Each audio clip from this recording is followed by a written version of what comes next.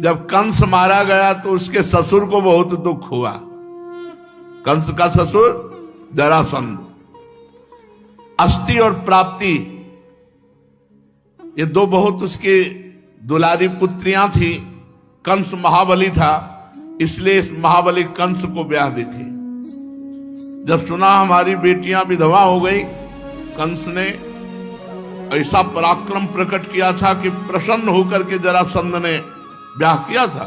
जब महापराक्रमी कंस मारा गया और वो बिटिया पहुंच गई पिता के पास, रोज जरासंध महाबली। मगधराज जरासंध अपनी विधवा पुत्रियों को देख करके बड़ा पश्चाताप हुआ, बड़ा सुख हुआ, तिलमिला उठा। उसने कहा मैं प्रण करता हूं एक भी यदुवंशी इस पृथ्वी में नहीं रहने दूंगा। और था ऐसा महाबली। महाभारत 18 क्षोणी सेना थी, 11 क्षोणी कौरवों की और 7 अक्षोणी पांडवों की, मिलाकर के 18। इसने 23 अक्षोणी सेना तैयार की। जरासंध ने 23 अक्षोणी सेना तैयार की और यदुवंशियों की राजधानी मथुरा को चारों ओर से घेर लिया। हड़कंप मच गया, पूरी मथुरा पूरी घिर गई। 23 अक्षोणी सेना, चारों तरफ से सूचना मिली। भगवान श्री कृष्ण ने देखा जरासंध की सेना क्या है, उमड़ता हुआ समुद्र है और चारों तरफ से मथुरा घेर चुकी है और पूरे मथुरावासी भयभीत, प्राण व्याकुल। भगवान श्री कृष्ण ने कहा कि कोई भी विचलित मत हो, कुछ नहीं बिगाड़ पाएगा ये जरासंध। भगवान ने मगधराज जरासंध को नरपतियों की, पैदल, घुड़सवार, रथी, हाथियों की 23 अक्षोणी सेना देखी। भगवान ने संकल्प किया अब मैं इनका विनाश करूंगा। 23 अक्षोणी सेना, और इसको मारूंगा नहीं, इसको ऐसे जिंदा वापस भेजूंगा जिससे बार बार इतनी सेनाएं लाएगा, पृथ्वी का भार हल्का करूंगा। सुनो भाई, मुर्गा बकरा खाने वाले वो कहते हैं हम पृथ्वी का भार हल्का कर रहे हैं। हाँ, इनका अवतार हुआ पृथ्वी का भार हल्का करने के लिए। कहते अगर हम खाएंगे नहीं तो ये जीव बहुत बढ़ जाएंगे। अरे पृथ्वी का हल्का करने के लिए भगवान है यार, वो काहे को पाप करते हो। अब मेरे अवतार का प्रयोजन यही है, समय समय पर धर्म रक्षा के लिए, बढ़ते हुए अधर्म को रोकने के लिए मैं अनेकों शरीर ग्रहण करता हूं। भगवान ने तुरंत संकल्प किया। आकाश में शास्त्रों सूर्य जैसे चमकते हुए 2 रथ आ गए, युद्ध की सारी सामग्रियों से सुसज्जित। भगवान का दिव्य सारथी दारुक एक रथ को हाँक रहे थे, दूसरे में भगवान बलराम जी के आयुध, दिव्य सनातन भगवान के आयुध, सुदर्शन चक्र, मोद की गदा, ये सब उपस्थित हो गए। बलराम जी से कहा भैया समेटा जाए इनको, 23 अक्षोणी सेना है, 23 अक्षोणी सेना। आज हमें अपना मानने वाले यदुवंशियों पर भारी विपत्ति आ गई है। देखो ये आपके दिव्य आयुध आपकी शोभा बढ़ाने के लिए आ गए। भगवान बलराम जी का हल और मूसल, हल से फंसाकर मूसल से, और भगवान की तो दिव्य अस्त्र है ही है। अब आप इस रथ पर सवार होइए और शत्रु सेना का संहार कीजिए और अपने स्वजनों को विपत्ति से बचाइए। साधुओं की रक्षा करना हम दोनों का अवतार ग्रहण करने का उद्देश्य है। 23 अक्षोणी सेनाएं पृथ्वी का विपुल भार है, हे भ्राताश्री से नष्ट कीजिए, भगवान श्री कृष्ण ने बलराम जी से कहा। अब भगवान श्री कृष्ण और बलराम जी ने सलाह करके कवच धारण किया, रथ पर सवार हुए, मथुरा से निकले। छोटे से सेना जो अंग रक्षा कर रही थी, आगे आगे श्री कृष्ण और बलराम जी। श्री कृष्ण रथ हाँक रहा था दारुक। भगवान पुरी से बाहर निकलकर 5 जन शंख का नाद किया। शंख की भयंकर ध्वनि सुनकर के 23 अक्षोणी सेना थर थर कांपने लगी। शंख ध्वनि सुनकर के मगधराज जरासंध ने देखा कि इतनी जोर की शंख ध्वनि, अपना रथ बढ़ाकर सामने लाया और कहा, बच्चा तू ही कृष्ण है? क्यों? जरासंध कंस का ससुर, तो भगवान तो बच्चा लग ही रहे। 11 वर्ष में यहां से पधारे तो कुछ वर्ष गुरुकुल सेवन किए होंगे। क्या रहते तो 9 किशोर, ये कोई दाढ़ी मुझ थोड़ी आ जाती है। भगवान सदैव 9 किशोर रहते हैं। तो कह रहा है, बच्चा तू ही कृष्ण है? अरे पुरुषाधम, तूने हमारे दामाद कंस को मारा। भगवान तो कोमल भुजा ऐसे दिखाई दे रहे। अरे तू तो निरा बच्चा है और कंस को मार डाला। बड़ा उसको आश्चर्य हो रहा है कि ये बच्चा कैसे कंस को मार डाला। और ये नहीं सोच रहे कि जब निरा बच्चा थे 6 दिन के, तब पूतला को मार दिया था। तेरे साथ तो नहीं लड़ूंगा, क्योंकि मुझ जैसे वीर को तेरे जैसे बच्चे से लड़ने में कोई लाभ नहीं। हार जाए जीत जाए कोई लाभ नहीं, तेरे से तो नहीं लड़ूंगा। या तू इतने दिनों तक छिपता फिरता रहा, तूने कैसे कंस को मार डाला? उसको बड़ा आश्चर्य हो रहा है कि ये बच्चा कंस को कैसे मार सकता है।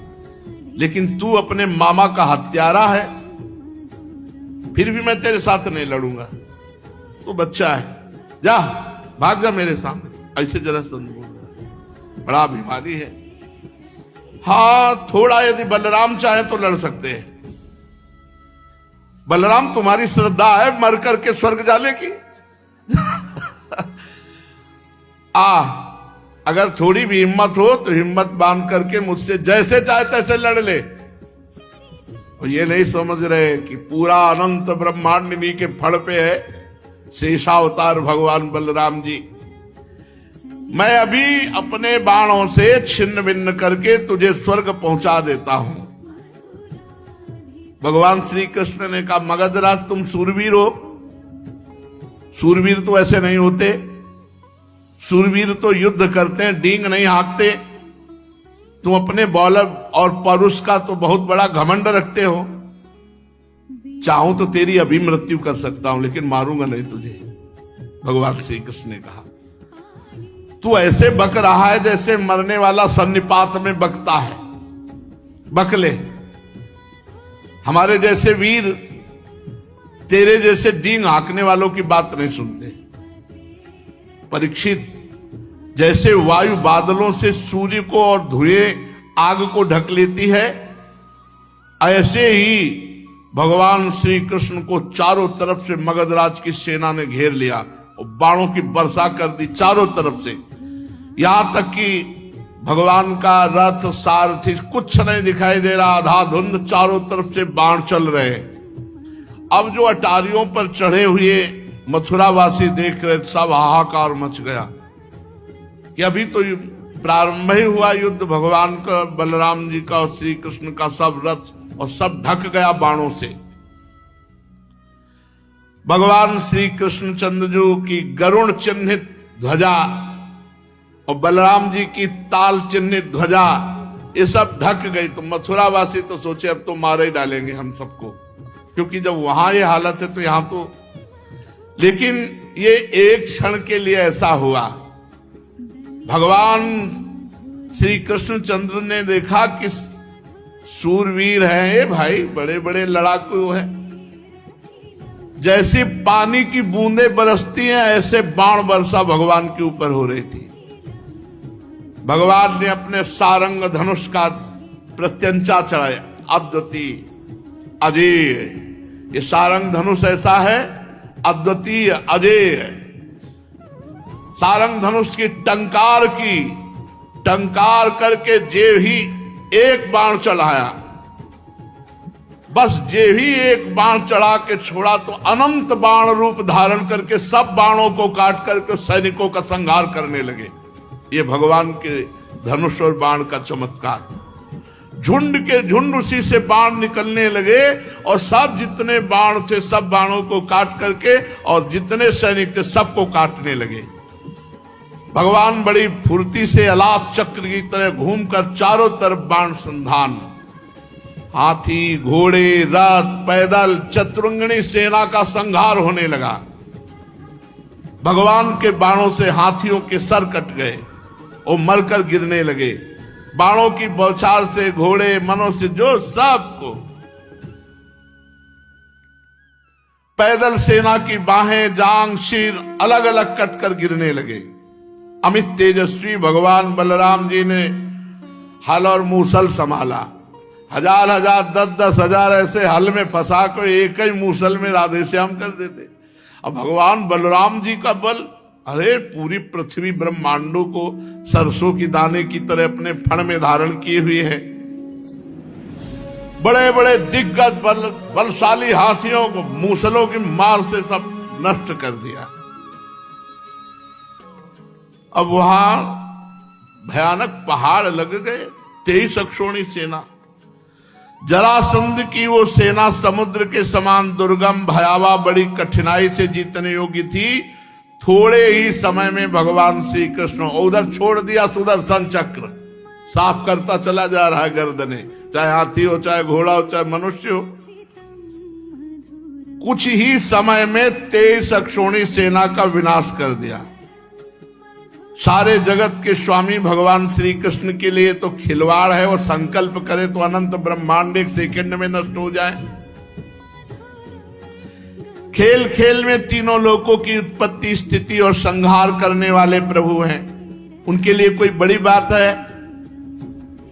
शत्रुओं की सेना का बात की बात में सत्यानाश कर दिया। जब जरासंध की सारी सेना मारी गई, रथ टूट गया, पैदल उतर के खड़ा हो गया, शरीर में केवल प्राण बाकी रहे, बलराम जी के हल में फंसा हुआ। बलराम जी ने मूसल संभाला, भगवान श्री कृष्ण का मारना नहीं, से छोड़ दो।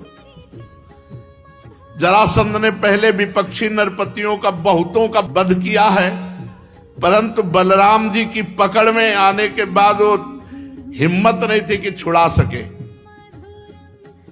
भगवान श्री कृष्ण ने इशारा किया, मारना नहीं भैया, इसे जाने दो, क्योंकि ये फिर सेना इकट्ठी करके लाएगा, तो हमें जा जा के पृथ्वी का भार जो उतारना पड़ेगा, ये मथुरापुरी में उतारते रहेंगे, इसको छोड़ दो। बड़े बड़े सूरवीर जरासंध का सम्मान करते थे। अब उसको बड़ी लज्जा आई कि जब जिसे मैं पुरुषाधम कृष्ण कह रहा था, बच्चा कह रहा था, उन्होंने जीवन दान दिया कि जा, इतने बड़े महावीर को मुझे दीन की बात छोड़ दिया। अब उस घोर तपस्या करने लगा। तो नरपतियों ने आकर के राजाओं ने समझाया कि महाराज, यदुवंशियों में रखा क्या है, आप उनके लिए तपस्या क्यों करते हो? अभी तो हम लोग हैं ना, चलो फिर युद्ध किया जाए, और इस बार जरूर विजय प्राप्त होगी। तुम्हें तपस्या में समय नष्ट नहीं करना चाहिए। उस समय मगधराज जरासंध की सारी सेना मारी जा चुकी थी। बलराम जी ने उपेक्षा पूर्वक उसे छोड़ दिया था। वो उदास होकर अपने मगध देश को गया, और भगवान श्री कृष्ण की सेना में किसी एक सैनिक का बाल भी बांका नहीं हुआ, और 23 अक्षोणी सेना मारी गई जरासंध की। भगवान अपार सामर्थ्यशाली है। देखो, ये वैभव संपन्न लीलाएं सुनकर हमें गर्व होना चाहिए कि हम ऐसे भगवान के दास हैं। बड़े बड़े देवता नंदन वन के पुष्पों की वर्षा भगवान श्री कृष्ण पर करने लगे। अब मथुरावासी भगवान के प्रभाव को देखकर भयरहित हो गए। भयरहित तो कंस के वध से ही हो गए थे, पर जरासंध के आक्रमण से भयभीत हो गए थे। जब जरासंध की सेना मारी गई तो पक्का विश्वास हो गया कि हम ऐसे श्री कृष्ण की शरण में कि हमारा बाल बांका भी नहीं हो सकता। भगवान मथुरा में प्रवेश किए। ब्राह्मण लोग मंत्रोच्चारण कर रहे हैं, कोई पुष्प, कोई अर्घ भगवान को कोई गले से लगा रहा है, कोई आशीष दे रहा है, और रणभूमि से अपार सोने चांदी के आभूषण सब मथुरा वासियों को बांट दिया गया, और प्रधान धन महाराज उग्रसेन के चरणों में समर्पित किया गया। अब दूसरी बार फिर 23 अक्षौणी सेना, 23 अक्षौणी सेना। फिर भगवान ने 23 अक्षौणी सेना का विनाश किया, उसे खाली फिर वापस 17 बार 23 अक्षौणी सेना लाया। 17 बार, बड़ा महारथी था। 17 बार 23 अक्षौणी सेना इकट्ठी करके मगधराज जरासंध ने भगवान श्री कृष्ण के द्वारा सुरक्षित यदुवंशियों से युद्ध किया, किंतु हर बार भगवान की शक्ति के सामने सब नष्ट हो जाता, सारी सेना नष्ट हो जाती और भगवान बलराम जी फिर उसे उपेक्षा पूर्वक छोड़ देते। जरासंध अपनी राजधानी लौट जाता। अब 18वीं बार तैयारी की और हजारों ब्राह्मणों से अनुष्ठान कराता था जरासंध। बहुत ब्राह्मण भक्त था। उसने ब्राह्मणों से कहा, यदि इस बार श्री कृष्ण पर विजय प्राप्त नहीं तो अभी तक पैर पूजते रहे, आगे का परिणाम समझ लो। इस बार अगर फल नहीं दिखाई दिया तो ब्राह्मणों ने भगवान से प्रार्थना की, नमो ब्रह्मण्य देवाय गो ब्राह्मण हिताय च, हे कृष्ण हे जगत गुरु महाराज, अब आपको हारना होगा। अगर इस बार ये नहीं जीता तो महाराज हम सब ब्राह्मणों का पता नहीं क्या करेगा। ब्राह्मणों ने अनुष्ठान वाला तो छोड़ दिया, श्री कृष्ण से प्रार्थना का अनुष्ठान किया और भगवान ब्राह्मणों पर विशेष कृपा करते हैं, जो ब्रह्म ऋषि जन है। तो विधान बनाया भगवान ने, जिस समय आक्रमण करने के लिए चला 18वां युद्ध 23 अक्षौणी सेना लेकर, उसी समय भगवान के मन स्वरूप श्री देवर्षि नारद जी ने, एक काल यवन नाम का बड़ा वीर म्लेच्छ योद्धा था, उसने देवर्षि नारद जी से कहा, कोई त्रिभुवन में है हमारे जोड़ का? बोले तू क्या है उनके सामने, चला जा, मथुरा में है इस समय, श्री कृष्ण नाम है, तेरी भुजाओं की सब खुजली मिटा देंगे। काल यवन भागता हुआ आया, 3 करोड़ म्लेच्छ सेना उसके साथ थी। 23 अक्षौणी सेना लेकर जरासंध आक्रमण करने आ रहा है। पूरी मथुरा को घेर लिया 3 करोड़ म्लेच्छ सेना और ललकारा, कौन है? श्री कृष्ण, आओ। भगवान श्री कृष्ण ने बलराम जी से विचार किया कि ये तो बड़ी समस्या आ गई। 23 अक्षौणी सेना लेकर के जरासंध आ रहा है और इधर कालेवन 3 करोड़ म्लेच्छ सेना लेकर घेर लिया मथुरापुरी को। अब ये तो दो विपत्तियां हो गई। इस बलशाली यवन ने बड़ी समस्या पैदा कर दी। भला इनके लिए कोई समस्या है?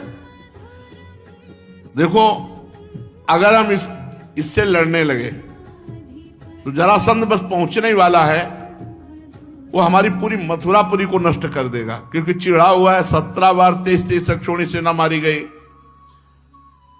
अब ऐसा करते हैं, पहले एक दुर्ग का निर्माण करते हैं और पूरे अपने निज जनों को वहां भेज देते हैं। तो भगवान ने जिस दुर्ग का निर्माण किया समुद्र के जल में, वो द्वारिकापुरी, और द्वारिकापुरी में अपनी योग माया के द्वारा समस्त प्रियजनों मथुरा वासियों को द्वारिकापुरी पहुंचा दिया और स्वजन संबंधियों को किले में पहुंचाकर भगवान बलराम जी से सलाह करके और बढ़िया माला डाल करके पान पाके मुस्कुराते हुए निकले। नारद जी ने बताया था, 4 भुजा, श्याम रंग पीतांबर धारण किए हुए, मोर पंख का मुकुट धारण किए हुए उसने देखा काल यवन ने, यही श्री कृष्ण। वे श्री कृष्ण, भगवान भागे। अरे बोले 2-2 हाथ करो, नारद जी ने बताया कि तुम बहुत बड़े वीर हो। भगवान भाग पड़े ब्रह्म ऋषियों को बचाने के लिए। जरासंध ने ब्रह्म ऋषियों से कहा था, रोज अनुष्ठान करते हो, खीर पुआ पाते हो, 17 बार हारा हो, अगर इस बार हारा तो समझ लेना। तो वो ये अनुष्ठान देखो, भगवान अपने भक्त के लिए, इनके लिए यवन को और जरासंध को मारना कोई खिलवाड़ इनके लिए क्या है? केवल सोच भ्रगुटी विलास सृष्टि लय हुई, भगवान भाग चले। तो एक भगवान का नाम हुआ रणछोर। रणछोर भगवान की शेष चर्चा आगे भैया। राधा वल्लभ सिंह।